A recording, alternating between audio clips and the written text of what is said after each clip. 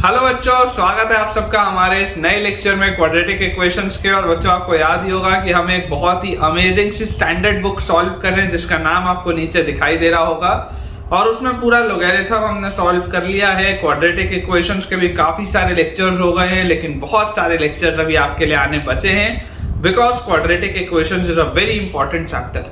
तो बच्चों स्टार्ट करते हैं अपने आज की क्वेश्चन प्रैक्टिस। लेकिन आप में से जितने भी बच्चे ऐसे हैं जिनका थियोरेटिकली कंसेप्ट उतना मजबूत नहीं है, मैं आप सबको रिकमेंड करूंगा कि आप इस प्लेलिस्ट को जरूर रेफर करें। इसका लिंक मैंने डिस्क्रिप्शन बॉक्स पे भी आपके लिए डाला हुआ है।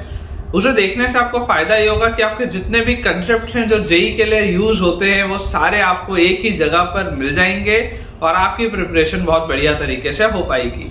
तो बच्चों अपने को स्टार्ट करना है क्वेश्चन नंबर 27 से। अभी तक हम क्वेश्चन नंबर 26 तक सॉल्व किए हैं। देखिए क्वेश्चन नंबर 27 हमारे पास जो दिया मैं आपको बता देता हूँ। लिखा हुआ है if the equations 2ax² minus 3bx if the equations 2ax² minus 3bx plus 4c is equal to 0. If the equation 2ax² minus 3bx plus 4c equal to 0 and 3x² minus 4x plus 5 and 3x² minus 4x plus 5 equal to 0 have a common root। अगर इनमें बच्चों एक root common है तो आपसे बोला जा रहा है कि आपको वैल्यू बतानी है 5a plus b divided by 5a plus b divided by b plus 6c। ठीक है, आपको इसकी बच्चों वैल्यू बतानी है जहां पर हमको दिया हुआ है कि ए बी सी जो है वो रियल नंबर्स हैं और इनमें से कोई भी जीरो नहीं है। A B C are real numbers और इनमें से कोई भी जीरो नहीं है। ये अपने पास बच्चों सवाल दिया है, इसकी हमको वैल्यू बतानी है और बोला जा रहा है कि इसमें कॉमन रूट है। अब जब भी कॉमन रूट का सवाल आता है, मैंने आपको पहले भी बहुत बार ये बात समझाई है कि आप जो क्वाड्रेटिक में आपको सारी चीजें पता है, आप एक बार उसका डिस्क्रिमिनेंट देखिए कि आखिर इसका डिस्क्रिमिनेंट क्या है। अगर आप इसका डिस्क्रिमिनेंट देखेंगे तो b² मतलब 16 और माइनस 4ac आप करेंगे तो क्लियरली आपको दिखाई दे रहा है कि इसका d less than 0। d less than 0 बोलने का मतलब क्या है कि इसके जो रूट्स होंगे वो इमेजिनरी होंगे या कॉम्प्लेक्स रूट्स आप बोल सकते हैं।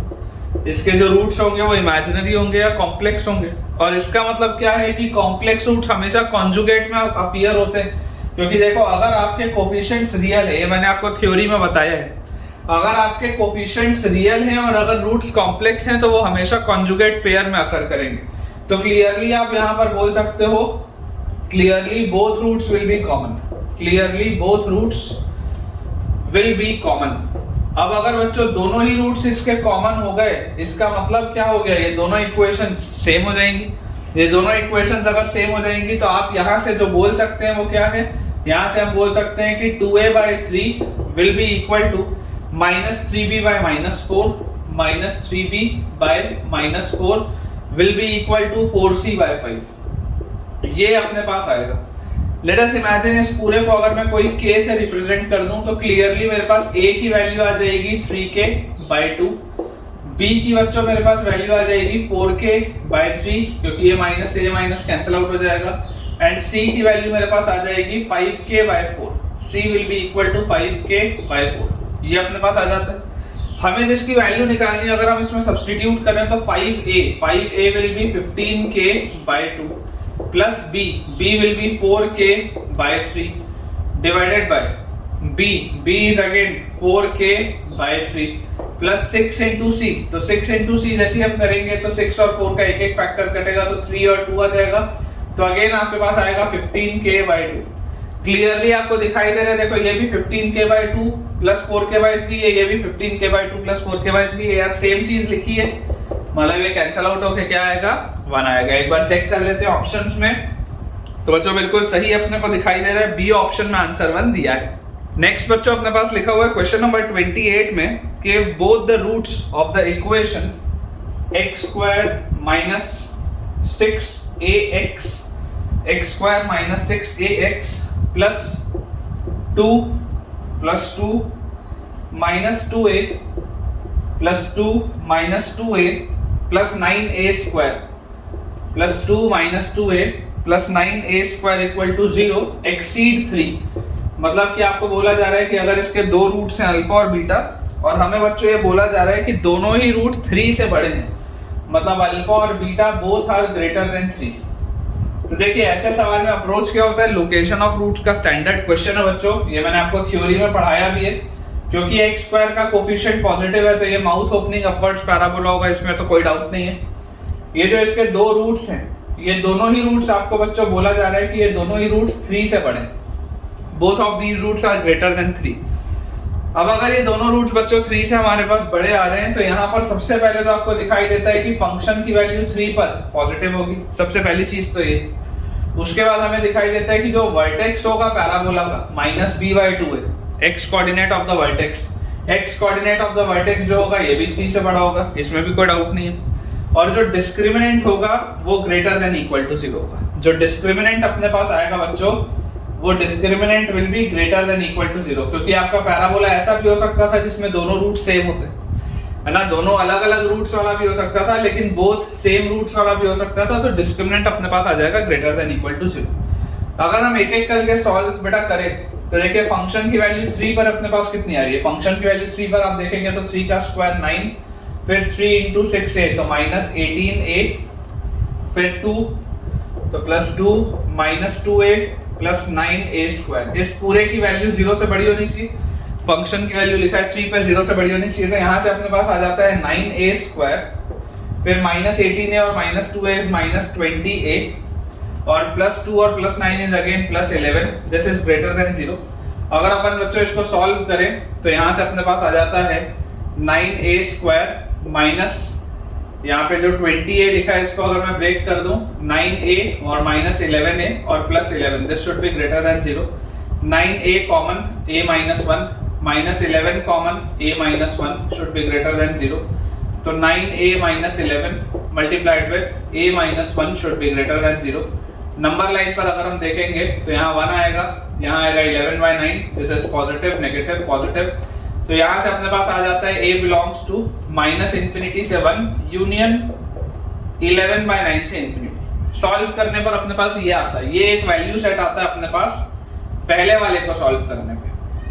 इसके बाद अपने पास क्या है, वर्टेक्स का जो x कोऑर्डिनेट है वो 3 से बड़ा होना चाहिए, तो -b/2 है अगर मैं करूंगा तो 6a/2 this should be greater than 3। तो 2 से 6 कटा, यहाँ 3 आया, 3 से 3 कटा, मतलब यहाँ से आपके पास आ गया a ग्रेटर देन 1, यहाँ से आपके पास आ गया a ग्रेटर देन 1, 3 से 3 कटेगा 1 बचेगा, मतलब ये हमने वर्टेक्स वाली भी चीज देख ली। लास्ट में हमारे पास है डिस्क्रिमिनेंट, चलो डिस्क्रिमिनेंट को भी बेटा सॉल्व कर लेते। तो जैसे आप डिस्क्रिमिनेंट इसका निकालेंगे, ये हमने यहाँ पर जो निकाला है दिस इज -b/2 है, वर्टेक्स का x कोऑर्डिनेट आपने पढ़ाई है, ये हमने निकाला। डिस्क्रिमिनेंट की अगर मैं बात करूं बच्चों b² - 4ac, तो b² मतलब 36a स्क्वायर, b² -4, a की जगह 1 और c की जगह कांस्टेंट टर्म की जगह हमारे पास है 2 -2a और +9a स्क्वायर। ये अपने पास चीज लिखी है, ये जो पूरी चीज है ये 0 या उससे बड़ी होनी चाहिए, this should be greater than equal to 0। तो यहाँ से बच्चों देखो ये 4 और 9, ये -36a square + 36a square cut जाएगा, -4 और ये 2 तो यहाँ आ जाएगा 8a और -4 और 2 तो यहाँ आ जाएगा -8, this should be greater than equal to 0। तो यार यहाँ से a greater than equal to 1 आ रहा है। अब आप समझिए आपके पास ये तीन वैल्यू सेट आ रही है, ये बोलता है 1 से बड़ा लो, ये बोलता है 1 या उससे बड़ा लो, और ये बोलता है 11/9 से इंफिनिटी या -∞ से 1। क्लियरली बच्चों जैसे आप तीनों का इंटरसेक्शन लेंगे आपको दिखाई देगा कि यार ये वाली चीज तो पॉसिबल ही नहीं है कभी भी हो पाना, -∞ से 1 में तो ये भी सेटिस्फाइड नहीं है, ये भी सेटिस्फाइड नहीं है। लेकिन अगर मैं 11/9 से इंफिनिटी वाला ऑप्शन ले लूं तो ये भी खुश हो जाएगा, ये भी खुश हो जाएगा, मतलब कि जो आंसर आएगा ऐसी a की वैल्यू जो तीनों कंडीशंस में आ रही है वो क्या है, फाइनल आंसर अपने पास जो आएगा that will be a should be greater then 11/9, a should be greater then 11/9, this should be your final answer. ये वो a की वैल्यू है जो तीनों ही कंडीशंस को सेटिस्फाई करती है। देख लेते हैं बच्चों एक बार ऑप्शन, बिल्कुल अपन ने ठीक सॉल्व किया। क्वेश्चन नंबर 28 में ये वाला ऑप्शन दिया हुआ आंसर में which is in D option, ठीक है। जो चौथा ऑप्शन है सवाल का that is a is greater than 11/9। इसके बाद बच्चों अपने पास दिया है क्वेश्चन नंबर 29, ठीक है। क्वेश्चन नंबर 29 एक अच्छा सवाल है, काफी बढ़िया ये सवाल है, तो इस पे अपन स्टार लगा लेते हैं। देखिए अपने पास लिखा क्या है मैं आपको समझा देता हूँ। दिया है अपने पास the number of integral values of a. आपको सबसे पहले तो इंटीग्रल वैल्यूज बतानी है ए की। Integral values of a, number of integral values of a for which the quadratic equation x square plus a plus 19 times x plus 19a plus 1 is equal to 0 has integral roots. आपसे पूछ रहा है it has integral roots, मतलब आपको a के कितनी integral values possible है जिसके लिए इस क्वाड्रेटिक इक्वेशन के इंटीग्रल रूट्स, ये अपने पास सवाल है, ठीक है ना। It is a very good question, it is a very good question. आप इसमें स्टार मार्क करके रखिएगा। अप्रोच बच्चों समझने की आप कोशिश करिए। एक बार में अगर कोई बच्चा सोचेगा तो वो फंस जाएगा इस सवाल में। आपको यहाँ पर दिखाई देता है कि x जो होगा x भी एक इंटीजर होगा, a जो होगा वो भी एक इंटीजर होगा, ये इसमें बोला जा रहा है। a भी एक इंटीजर है, x भी एक इंटीजर है, क्योंकि आपको इंटीग्रल रूट्स चाहिए ना, तो रूट्स कहाँ से मिलते हैं, x से मिलते हैं, इसलिए वो दोनों इंटीजर होने चाहिए। तो ऐसी कितनी a की वैल्यूज आती है अपने को सॉल्व करके देखना है। तो यार यहाँ से देखो अप्रोच जो मैं आपको समझाऊं which is most important approach, मैं आपको बोलता हूँ कि इसको हम क्या ऐसा लिख सकते हैं x square plus a plus 19 times x plus, देखो यहाँ a प्लस 19 लिखा है या 19a लिखा है। यहाँ से आपको हिंट मिलना चाहिए इतने हिस्से को देख के, इतने से हिस्से को देख के एक हिंट मिलना चाहिए कि x square plus a plus 19x plus 19a, क्या इसकी वैल्यू मैं -1 लिख सकता हूँ? ये जो +1 है उसको वहां ले जाऊंगा तो -1। तो देखो x square plus sum of roots into x plus product of roots, x square plus sum of roots into x plus product of roots, ये आपके पास लिखा हुआ है। देखो इसको अगर आप फैक्टराइज करोगे तो ये लिखा हुआ है x plus a multiplied with x plus 19 this is equal to -1, ये अपने पास लिखा है। आप करके देख लीजिए x square plus ax plus 19x, तो ये आ गया आपके पास प्लस 19 है, ये चीज लिखिए। अब आप इस बात को बच्चों समझिए कि x भी एक इंटीजर है, a भी एक इंटीजर है। आपको सवाल में बोला जा रहा है कि x is also an integer और a is also an integer, मतलब कि मैं आपको ये बोल सकता हूँ कि ये जो पूरी चीज होगी, ये पूरी चीज भी एक इंटीजर होगी, और ये जो x प्लस 19 होगा ये भी एक इंटीजर होगा।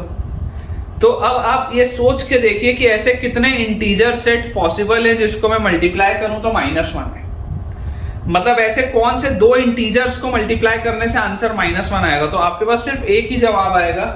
वो जवाब क्या होगा कि सर या तो x प्लस a को आप 1 ले लो और x प्लस 19 को आप -1 ले लो, कि या तो ये वाला इंटीजर जो है ये 1 हो जाए और ये वाला इंटीजर -1 हो जाए, या आप इसको -1 बोल दो और इसको 1 बोल दो, और कोई ऑप्शन ही नहीं है और कोई पॉसिबिलिटी नहीं है।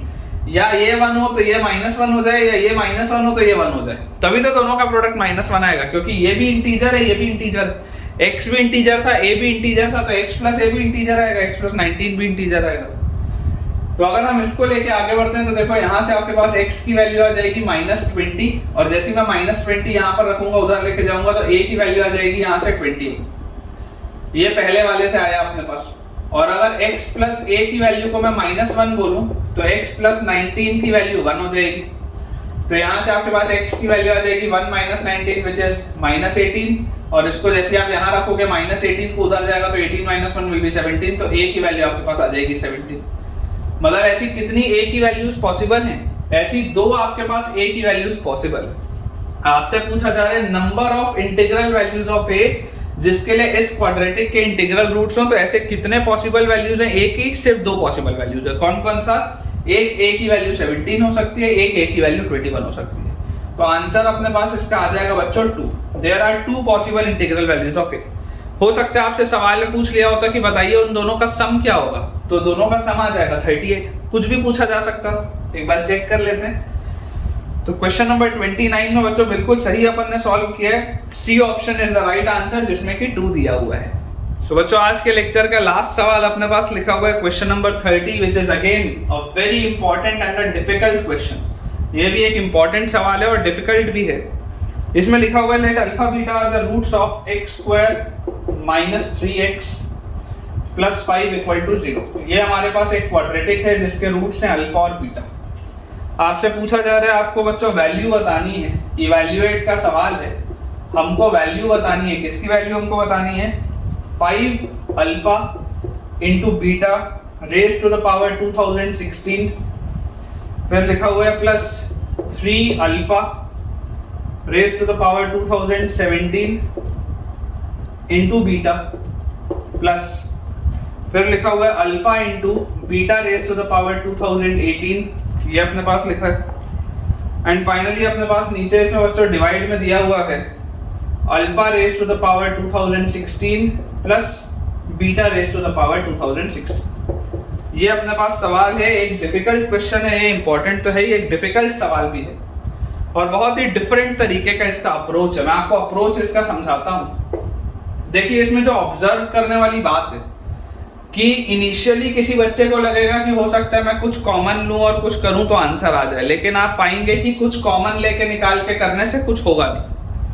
ऑब्जर्व करने की बात है कि यहाँ 5 लिखा है, यहाँ 3 लिखा है, यहाँ 5 लिखा है, यहाँ 3 लिखा है, कुछ तो सोच के लिखा हो। एक ऑब्जर्वेशन की बात है, बहुत प्रैक्टिस चाहते हैं इसलिए डिफिकल्ट है। ये 3 लिखा है, 5 लिखा है, 5 लिखा है, 3 लिखा है, क्या मैं कुछ जनरेट कर सकता हूँ? तो मैं बोलूंगा चलो एक बार लिख के देखते हैं। अल्फा प्लस बीटा क्या होगा? Sum of roots is minus b by a which is 3, product of roots alpha beta c by a which is 5। मतलब 3 जो है वो अल्फा प्लस बीटा है, 5 जो है वो अल्फा बीटा है, ये मुझे दिखाई देता है। अगर मैं इसको यहाँ पर सब्स्टिट्यूट करूं तो क्या मैं ऐसा बोल सकता हूँ कि 5 की जगह अगर मैं लिख दूं अल्फा बीटा, तो मैं इसको लिख दूं alpha beta multiplied with alpha into beta raise to the power 2016 plus 3 की जगह अगर मैं लिख दूं alpha plus beta multiplied with alpha raise to the power 2017 into beta plus alpha beta raise to the power 2018 divided by, हमारे पास देखो क्या लिखा है, alpha raise to the power 2016 plus beta raise to the power 2016, ये अपने पास लिखा है। बहुत ही डिफिकल्ट अप्रोच है, मैं फिर आपको बता रहा हूं। यहां से बच्चों मुझे दिखाई देगा कि जैसे आप इन दोनों को मल्टीप्लाई करेंगे आपके पास जो चीज आएगी वो हो जाएगी alpha square into beta raise to the power 2017, फिर इसको आप मल्टीप्लाई करेंगे तो alpha raise to the power 2018, alpha raise to the power 2018 into beta, और प्लस बीटा इससे मल्टीप्लाई होगा तो alpha raise to the power 2017 into beta square, और plus alpha beta raise to the power 2018, और divide में हमारे पास दिया हुआ है alpha raise to the power 2016 plus beta raise to the power 2016, वो तो एज इट इज।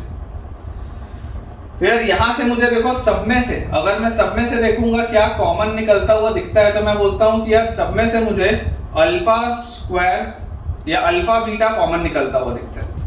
सब में से बच्चों मुझे इसमें अल्फा बीटा कॉमन निकलता हुआ दिखता है। देखो यहां से भी अल्फा बीटा कॉमन निकल रहा है, यहां से भी निकल रहा है, यहां से भी निकल रहा है, यहां से भी निकल रहा है, सब में से अल्फा बीटा तो कॉमन निकलता हुआ दिखाई देता है। अगर हम अल्फा बीटा कॉमन निकाल ले तो अंदर हमारे पास बचेगा alpha times beta raise to the power 2016, यहाँ पे यहाँ से अल्फा बीटा निकलेगा तो plus alpha raise to the power 2017, यहाँ से अगर अल्फा बीटा बाहर निकलेगा तो plus alpha raise to the power 2016 into beta, और यहाँ से अगर अल्फा बीटा बाहर निकलेगा तो plus beta raise to the power 2017, ये अपने पास चीज आती है। और डिवाइड में अगेन हमारे पास लिखा हुआ है alpha raise to the power 2016 plus beta raise to the power 2016, ये अपने पास लिखा है। अब बच्चों अगर आप ऑब्जर्व करें तो ये अल्फा बीटा तो क्या है, अल्फा बीटा आपको पता है, अल्फा बीटा तो 5 है, यहाँ पर आप 5 लिख दो, कोई दिक्कत की बात नहीं। उसके बाद और मुझे यहाँ पर कुछ कुछ कॉमन दिखाई दे रहा है क्या? तो यार मैं आपको ये बोलूंगा कि आप अगर ध्यान से ऑब्जर्व करें तो यार इन दोनों टर्म्स में से अगर मैं अल्फा बाहर निकालूं, यहाँ 5 तो लिखा ही हुआ है, इन दोनों टर्म्स में से अगर मैं अल्फा बाहर निकालूं तो अंदर मेरे पास लिखा है beta raise to the power 2016 plus alpha raise to the power 2016, ये लिखा है। और इन दोनों टर्म्स में से अगर बच्चों मैं बीटा बाहर निकालूं तो अगेन मेरे पास लिखा है alpha raise to the power 2016 plus beta raise to the power 2016, ये अपने पास इसमें लिखा हुआ है। और डिनोमिनेटर में भी अपने पास क्या लिखा है, डिनोमिनेटर में भी अपने पास लिखा है alpha raise to the power 2016 plus beta raise to the power 2016। देख लो आप आराम से, आप कैलकुलेशन बच्चों चेक कर सकते हैं। तो यहां से आपके पास आ गया दिस इज बेसिकली 5 टाइम्स, ये जो लिखा हुआ है ये क्या है, अगर इन दोनों में से मैं इसको कॉमन ले लूं तो ये मेरे पास लिखा हुआ है alpha plus beta multiplied with alpha raise to the power 2016 plus beta raise to the power 2016 divided by alpha raise to the power 2016 plus beta raise to the power 2016, clearly ये फैक्टर्स कैंसिल आउट हो जाएंगे। Alpha plus beta की value 3 है तो यहाँ पर अपन 3 लिखेंगे और फाइनल आंसर आ जाएगा 5 into 3 which is 15 इसका फाइनल आंसर आता हुआ दिखाई दे रहा है। बहुत ही जबरदस्त ये क्वेश्चन है, अमेजिंग क्वेश्चन है। मैं रिकमेंड करूंगा कि आप इसे एक बार रिवाइंड करके दोबारा देखें। बिल्कुल अपन ने इसको बेटा ठीक सॉल्व किया है, सी ऑप्शन में 15 आंसर दिया है। तो ठीक है बच्चों, विद दिस हम अपने आज के लेक्चर के एंड पे पहुंच चुके हैं। मुझे पूरी उम्मीद है कि आपको आज के लेक्चर के जो सवाल हैं वो बहुत पसंद आए होंगे। तो आज के आपको सवाल कैसे लगे मुझे कमेंट्स में ज़रूर बताइए। अगर फ़ायदा हो रहा हो तो इस वीडियो को लाइक करें, चैनल को सब्सक्राइब करें और अपने सारे फ्रेंड सर्कल में जो भी जेईई एस्पिरेंट्स को आप जानते हैं उन्हें इस चैनल को, इस वीडियो को रेफर करें ताकि उन सब की पढ़ाई बहुत बढ़िया तरीके से हो पाए। Thank you.